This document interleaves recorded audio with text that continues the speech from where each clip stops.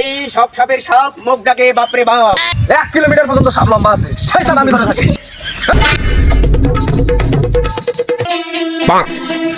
আজ সকালবেলা মুই তেতলে আসলাম, দুপুর না খেতে তুই মুখ ধরলু। তুই বাংলাদেশি ধরা সাপের মতো নয়, আসল ভাই পেটে যেটি সবল দেম।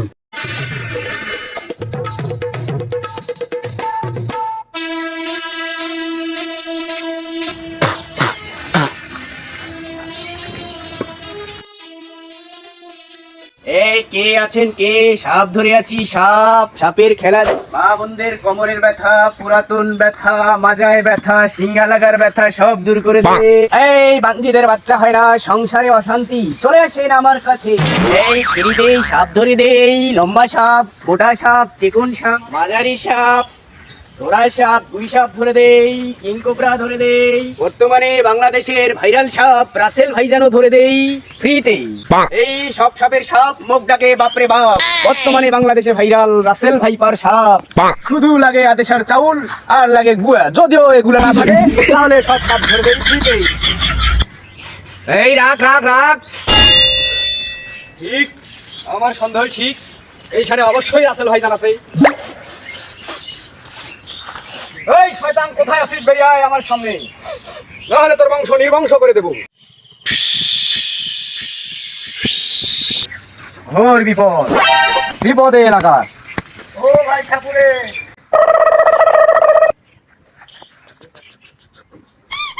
কি হয়েছে? কন্যাকে কি খুঁজতেছেন? কি হয়েছে ভাই? কাহিনী করবে যাচ্ছেন? ঘোর বিপদ আপনাদের এলাকায়। কি করে ভাই? সর্বনাশ! রাসেল ভাইজান উঠে ভাই। আমার মনে হয় এই আমেরিকা বাড়িতে অবশ্যই এই সাপের বংশ বিস্তার আছে। এই সাপ মাসে 3 বার করে বাচ্চা দেয়, এক বিয়ানে 80টা করে বাচ্চা দেয়। কোশ্চেন কি ভাই? আগের কালি লোকের মতন তাহলে বিয়ে এই সাপ? হ্যাঁ অবশ্যই, তাহলে ধরা লাগবে ভাই। অবশ্যই ধরা লাগবে, না এই এলাকা ধ্বংস করে দেবে এই সাপ। এখানে আছে, এখানেই আছে, আমি আবার পাচ্ছি। ভাই রাসেল ভাই ধরে পাবেন তো? এমনি খন্দা মাতিছে। এই মূর্খ মানব, কি করছিস তুই? দেশ আমি দেশে না শুনাম, সৌদি আরবে আমি মেডেল পাচ্ছি। মালয়েশিয়ার সাপগুলো কেটে ধরে, আমি তো ধরে মালয়েশিয়ার সাপ। যে কোন সাপ, মোটা সাপ, ধরা সাপ থেকে শুরু করে সব রকমের সাপ আমি ধরে থাকি। হ্যাঁ, ইন্ডিয়ার সাপ কেটে ধরে। হ্যাঁ, নরেন্দ্র মোদী আমাকে কল করে ডাকে ভারতে। এই লম্বা লম্বা সাপগুলো কে ধরে? 1 কিলোমিটার পর্যন্ত সাপ লম্বা আছে, সেই সাপ আমি ধরে থাকি। এই আমার গলায় দেখতেছিস না 134 টাকা আছে ডাল।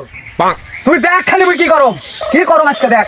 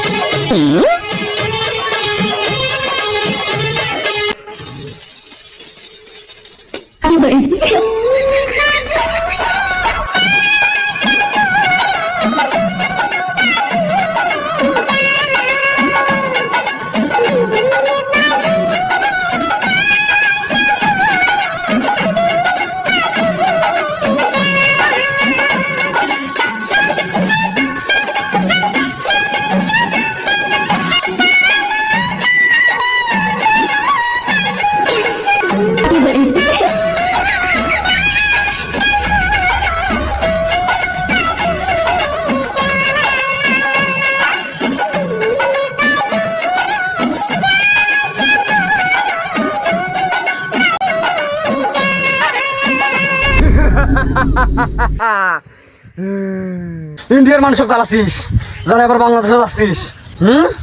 তোর ইয়া মেটে নাই ও তো কাই বাড়াছে বাংলাদেশ কো এটা তো মারি ফেলানো লাগছে মারি ফেলানো হয়েছে ও তো কেটা বাড়াছে বাংলাদেশ আজ সকালবেলা মুই তেতলে আসলাম দুপুর নাই খেতে তুই মুখ ধরলু তোর একটা কাম এটা একটা সাথে করে দিলু না তোর বংশ নির্বংশ করে দেম কি গেলু এত বড় কথা তোর মতো ঢোলা ঢুরির অজগর ছাদ ধরি মোর ঢোলাত কত ধরাছম আর তুই তো সামান্য রাসেল ভাইপার তোর আক্কেল আছে রে ব্যাককেলা তুই বাংলাদেশের কিছু করে কয়দিন আগে করোনা আসে বাংলাদেশের মানুষ কিছু করে বাংলাদেশের মানুষের রোগ প্রতিরোধ ক্ষমতার ধারণা আছে রে হ্যাঁ তুই বাংলাদেশে কিছু তারপর আছে আমার গেরা হতে লিয়া তোর মতো ঢোলা হিসাব আছে শালা খালি কামড়ে ছাল তুলিস হ্যাঁ কামড়ে ছাল তোলে মুই ঢোরা নাম রাসেল ভাইপার ঢোরা 5 সেকেন্ডের মধ্যে মুই প্রস্তুতি নেম সফল দেওয়ার 2 ঘন্টার মধ্যে যদি হাসপাতালত না যায় তার মৃত্যু নিশ্চিত মুই বাংলাদেশি ঢোরা সাগরের মতো না মুই রাসেল ভাইপার যেটি সফল দেম সেখানে হয় কাটি নেওয়া লাগবে না হয়তো পঙ্গু হয়ে বিচ্ছেদ করে টাকা লাগবে তোর উদ্দেশ্য কি কও তো কেটা বাড়াছে বাংলাদেশ যদি না কইস তাহলে তোকে এখনই ঝোলা ধরে আর যদি কইস তাহলে তো ছাড়ি দেন দাঁড়াও আমি গতিসম মুখ পাঠাইছে নরেন্দ্র মোদী কি বলো কোন নরেন্দ্র মোদী নরেন্দ্র মোদী চিনিস না এই সাপের বাপ ওই পাঠাইছে মুখ কি লোক পাঠাইছে কও উদ্দেশ্য কও বাঙালি হলে হুসুকে মত নাইন কথা থেকে গাবিন হয় বাংলাদেশত তুমি আতঙ্ক সরবার জন্য আসছো কি বলো ভারত সরকারের বড় কোনো উদ্দেশ্য আছে এই জন্য আমাকে ভরা করে পাঠাইছে আমাক কিছু কয় নাই নরেন্দ্র মোদী পাঠিয়ে দিছে আমাক কোন ভাগে আসছিস কোন ভাগে ওই যে সুইচ গেট দিয়ে সুইচ গেট খুলে দিছে বন্যার পানির সাথে আমরা ভাসি আছি তেজলিয়াত কেঙ্গা করে আলো তেজলিয়াত বিজেপুর দিয়ে বরেতি দিয়ে বানিয়ে জামিয়ে ভাসি ভাসি আসছো চলে নে ঠক ঝোলাত না মুখ ঝোলাত ভরাইস না ওর সন্তানেরা তোর বংশ নির্বংশ করে দিবে দেখা যাবে বাড়ি নিয়ে তো তেল দিয়ে ভাজে নুন দিয়ে খান দেখা যাবে তোর কেটে আসে ওটা আসুন রে মোর সন্তানেরা ভাই ভাইয়েরা তাড়াতাড়ি আসো তেতলিয়া